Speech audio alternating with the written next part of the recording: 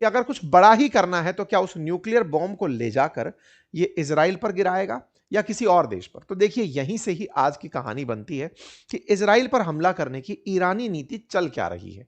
चलिए तो आज के सेशन को शुरू करते हैं और आगे बढ़ते हैं, क्योंकि पटकथा में असली केंद्र बिंदु क्या है वो बता चुके हैं। और ऐसे समय पर जब ईरान की एक पूरी पूरी वॉरशिप को भारत के जल में मार गिराया गया हो, उसके बाद में ईरान का यह कहते हुए धमकाना कि अब हमारा बदला देखना, यह बात कहना अपने आप में बहुत ही मजबूती भरा स्टेटमेंट है। देखने वाली बात यह है कि अमेरिका ने जिस तरह से सबमरीन लॉन्च करी, ओयो क्लास सबमरीन से अपना टॉर्पीडो लॉन्च किया, उस टॉर्पीडो से इन्होंने ईरान की जो वॉरशिप मार गिराई, उस वॉरशिप के कारण से ईरानियंस को जो झटका लगा है उसका बदला वो कैसे लेंगे साथियों। तो अब घटना कुछ इस प्रकार से है कि ईरान के अंदर फिलहाल इस तरह से जो हमले हो रहे हैं उसमें 800 से ज्यादा लोगों के मरने की खबर है। चर्चा है कि 2000 से ज्यादा बॉम्ब गिर चुके हैं। लेकिन अमेरिका ने खमनेई को मारने से पहले जो पहले जितने भी बयान दिए, अगर उनका सीक्वेंस उठाकर देखा जाए तो उसमें अमेरिका का इंपेशेंस झलकता है। ट्रंप जब शुरुआत में आए तब इनके बारे में कहा कि इनके न्यूक्लियर प्रोग्राम को मैं खत्म करना चाहता हूं। न्यूक्लियर प्रोग्राम को ईरान ने अपनी तरफ से खत्म नहीं किया, यह कहते हुए इन्होंने B2 बॉम्बर्स से पिछले साल हमला कर दिया ईरान के उन ठिकानों पर, और यह कहते हुए ट्रंप ने खुद की पीठ थपथपाई कि हमारे पास दुनिया के सबसे जबरदस्त B2 बॉम्बर हैं। वो वहां गए जहां पर न्यूक्लियर मटेरियल बन रहा था, जहां पर यूरेनियम संवर्धन हो रहा था, एनरिचमेंट हो रहा था, हमने उस साइट पर हमला किया। अब हमने इन्हें पछाड़ दिया है, अब ये कभी भी ऐसा नहीं कर पाएंगे। लेकिन ट्रंप का इस रवैये के बाद जो आज का हमला है वो दिखाता है कि उन्हें न्यूक्लियर रिएक्टर से या न्यूक्लियर एनरिचमेंट से शायद दिक्कत थी ही नहीं, उन्हें दिक्कत थी डेथ टू अमेरिका कहने वाले खमनेई से। उन्हें न्यूक्लियर रिएक्टर के नाम पर, न्यूक्लियर एनरिचमेंट के नाम पर यह न्यूक्लियर बॉम्ब बनाने का सिलसिला खत्म नहीं करना था, उन्हें खत्म करना था उनके खिलाफ बोलने वाले व्यक्ति को। लेकिन उस व्यक्ति ने अपनी विचारधारा से पूरा एक रिवेंज मॉडल तैयार किया।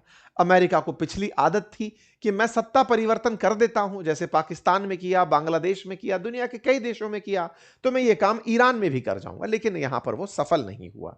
आज 5 दिन युद्ध के हो चुके हैं, करोड़ों डॉलर खर्च हो चुके हैं, $779 मिलियन अब तक खर्च होने की रिपोर्ट कहती है।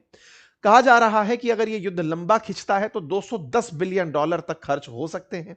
एयरक्राफ्ट्स को इधर उधर भेजने में ही अमेरिका के अब तक 5,556 करोड़ रुपए खर्च हो चुके हैं, और इजराइल को खुद $11.5 बिलियन से लेकर $17.8 बिलियन का नुकसान इस युद्ध से हो सकता है। एक रिपोर्ट रॉयटर्स लिखता है कि इजराइल को प्रति वीक में $3 बिलियन का नुकसान इस युद्ध से हो रहा है।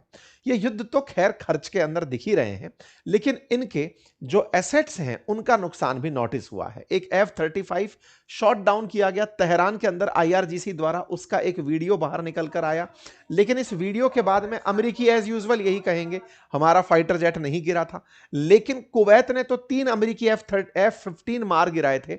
उसके बाद अमेरिका ने कहा यह फ्रेंडली फाइट थी, हमारे अपनों ने ही हमारे फाइटर जेट मार गिराए। इन सब से ओवरऑल एक बात तो निकलती है, नुकसान तो हो रहा है। और ऐसे में ईरान ने most expensive air defence system को यूएई के अंदर मार गिराया। यह खबर बहुत बड़ी खबर बनती है।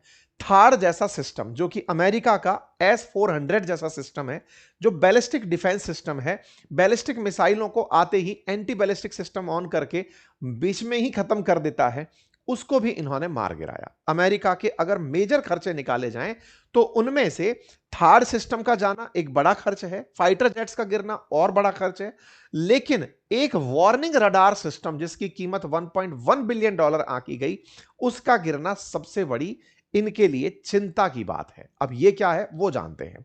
असल में ये जो आप सिस्टम लगा देख रहे हैं, ये जमीन पर रखा सिस्टम है। अब इसको कितना बड़ा समझ सकते हैं, ऐसे समझिए कि या ये एग्जॉस्ट लगे हुए हैं जमीन से ऊपर, और जमीन के मतलब कमरों को आप देख सकते हैं, मतलब लोगों के रहने लायक कमरे। तो कितने मंजिल का एक रडार बना रखा है अमेरिकियों ने कतर के अंदर अल उदैद एयरबेस पर। 28 तारीख को जब हमले शुरू हुए, उसके बाद में 1 तारीख के दिन ये वाला जो एयरबेस है, इस पर यह बना हुआ रडार सिस्टम है, जो कमरा सा आपको दिख रहा है, इसके बारे में कहा जाता है कि यह अमेरिका की आंख है। अमेरिका ने पूरी दुनिया में लगभग 5 ऐसी आंख दुनिया भर में लगाई हुई हैं, अलग अलग जगह। इनका काम है, कोई भी बैलिस्टिक मिसाइल चले, कोई भी प्रकार के हमले की नौबत आए, ये सबसे पहले उन्हें कैप्चर कर लेता है कि हां कुछ गड़बड़ हो रही है। अत्यधिक आधुनिक क्षमताओं से युक्त है। अमेरिका इसे बेचता नहीं है, अपनी सबसे बड़ी ताकत मानता है। मिडिल ईस्ट में यह उसकी सबसे बड़ी आंख थी। इसी से प्राप्त मैसेजेस थार्ड को और पैट्रियट मिसाइल सिस्टम को दिए जाते थे। थार्ड और पैट्रियट करते क्या है, थार्ड 100 किलोमीटर तक भी देख पा रहा है, 100 से सवा किलोमीटर दूर तक, कि कोई मिसाइल हम तक आ रही है, चलो उसको वहीं मार देते हैं। पैट्रियट 30-35 किलोमीटर की रेंज तक में कोई मिसाइल आ रही है, उसको हवा में मार देता है। ये 5000 किलोमीटर तक जो भी घटनाएं हो रही हैं उनको एसेस करता है। 5000 किलोमीटर तक की घटनाओं को एसेस करने वाली यूनिट है ये, और यहीं से मैसेजेस दिए जाते हैं कि कुछ गड़बड़ हो रहा है। ईरान ने क्लेम किया कि उसने यूएस के इस रडार को गल्फ में खत्म कर दिया है। यहां पर जब चर्चा बाहर निकलकर आई तो अमेरिकी स्पेस फोर्स का यह जो ballistic missile early warning radar system है, यह क्षति होती है, और इसकी जो पुष्टि है वो पुष्टि असल में इमेजेस से होती है। यह जो दृश्य आपको दिख रहा है, इसका नाम UEWR है, अपग्रेडेड अर्ली वार्निंग रडार। इसको इन लोगों ने एक शहीद ड्रोन से निपटा दिया। एक ड्रोन गया और वो इसके ऊपर जाकर गिर गया, और जाकर गिरा, और वहां पर इसको जो नुकसान होना था वो हुआ। यह घटना 1 मार्च की बताई गई, धीरे धीरे मीडिया में आजकल में आना शुरू हुई। इस खबर को आने के बाद में फिर इन्होंने स्ट्रेटेजिकली, ये घटना कहां की थी, कतर की थी। कतर में यह सिस्टम इन्होंने अल उदैद एयरबेस पर लगा रखा था, जो अमेरिका का सेंटकॉम का हेडक्वार्टर है। वहां से ये कंट्रोल करते थे मिडिल ईस्ट के अंदर कोई हमला ना हो। ये 1 तारीख को इसको जब से नुकसान हुआ, उसके बाद में अमेरिकी एम्बेसी, अमेरिकी काउंसुलेट, अमेरिकी एयर बेसेस, उन पर हमले शुरू होने लगे, और अमेरिका ने फिर जाकर अमेरिकियों से कहा कि आप लोग वहां से निकलो। आपको कल भी मैंने एक सेशन में जानकारी दी थी, जब इनके स्टेट के मतलब जो मंत्री, उन्होंने कहा कि साहब, मार्को रूबियो ने कहा कि अमेरिकी वहां से निकलें। लगभग 9000 अमेरिकियों को फिर यहां से निकाल भी लिया गया। मतलब इनको लगना लगा कि हमारे अब सिस्टम में सेंधमारी हो चुकी है। ये वो सिस्टम है, और इस सिस्टम के ऊपर हमला हुआ। इसके दृश्य निकल कर आए कि भाई पहले ये था और बाद में ये था। तस्वीरें निकलकर आना शुरू हुई, सैटेलाइट इमेजेस निकलकर आना शुरू हुई। इसका मतलब ईरान ने बड़ा स्ट्रेटेजिकली इनको नुकसान पहुंचाने से पहले इनके रडार को नुकसान पहुंचाया था। ये हैं वो उड़ते हुए टिड्डे जिनको मैं कह रहा हूं शहीद ड्रोन। ये उड़ रहे हैं। अब ईरान से निपटने के लिए अमेरिका, ये जो लॉन्च पैड है ना, लॉन्च पैड मतलब इनको उड़ाने के लिए भी कुछ नहीं है। जैसे बचपन में आप फूंक मार करके जो पतंग वो नहीं मार देते, उड़ा देते थे, बिल्कुल वैसे ही एक स्टैंड पर खड़े हुए हैं, मोटर ऑन होती है और ये उड़ जाते हैं। इतने छोटू छोटू से, इनके पीछे जर्मन रिवर्स इंजीनियरिंग से बनी हुई मोटरें लगी हैं, पीछे पंखुड़ियां लगी हैं, बहुत ही धीरे धीरे उड़ते हुए आसानी से ये 2-2 हजार किलोमीटर की दूरी तक जाकर के मार आते हैं। 180 किलोमीटर प्रति घंटे की रफ्तार से उड़ते हैं। ये नहीं है कि मिग की स्पीड से उड़ रहे हैं, कि साहब राफेल की स्पीड से उड़ रहे हैं, कि साहब F-35, ना ना, आराम से उड़ रहे हैं, आराम से पंख की तरह उड़ते हुए जा रहे हैं। 180 किलोमीटर की कोई स्पीड नहीं होती है, मतलब गाड़ियां चल जाती हैं इतनी स्पीड पे। तो ये भाई सब ड्रोन को उड़ाते हैं आराम से। इनके रडार सिस्टम कैप्चर भी करते हैं और मारने के लिए मिसाइल भी चलाते हैं। तो ये एक एक बार में 500-500 फेंक के भेजते हैं कि लो तुम मारो। तुम्हारी एक्यूरेसी 100% हो नहीं सकती, 99% भी हुई तो 1% जाके नुकसान करेगा। तुम 99.99 भी करोगे तो भी मेरा एक तो जाके गिरेगा, और वो जाकर इनके अर्ली रडार पर जाकर गिर गया। तो कतर ने इसी के चलते, जब ये घटना घटी, उसी के बाद उसने कहा था कि सारी रेड लाइन तुम क्रॉस कर गए हो।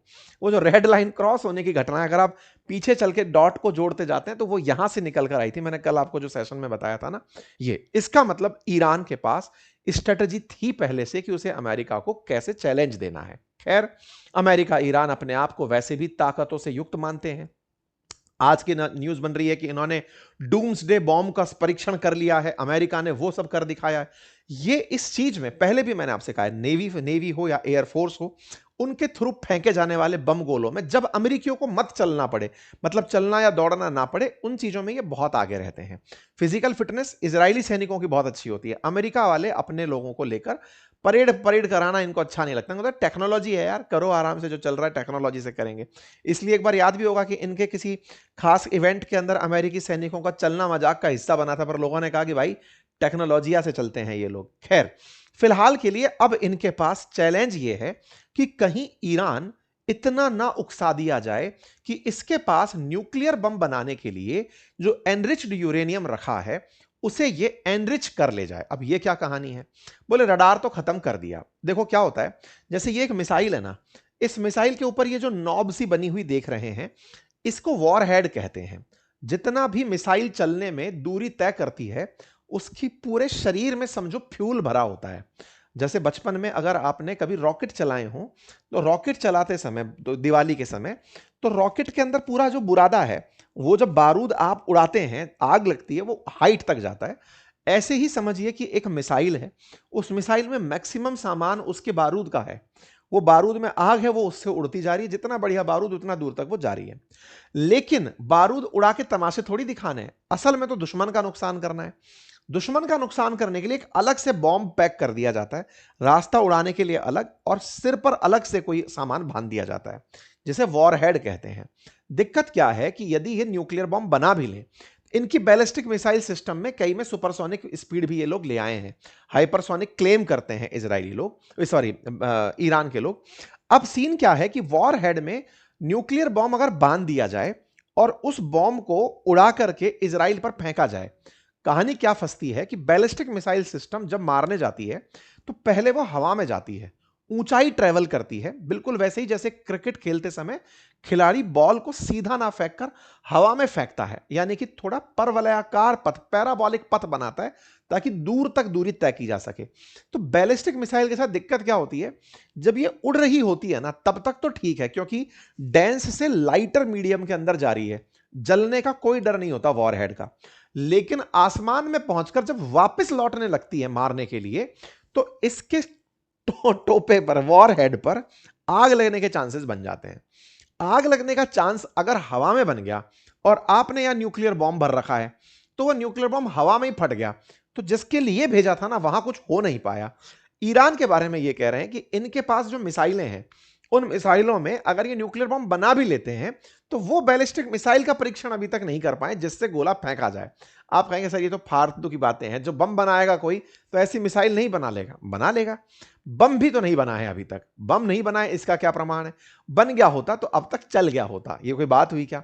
बात यूं है कि अभी ईरान के अंदर एक रिएक्टर स्केल 4.5 तीव्रता का भूकंप आया है। भूकंप कब आते हैं? जब कोई सिस्मिक एक्टिविटी होती है, धरती में कंपन होता है।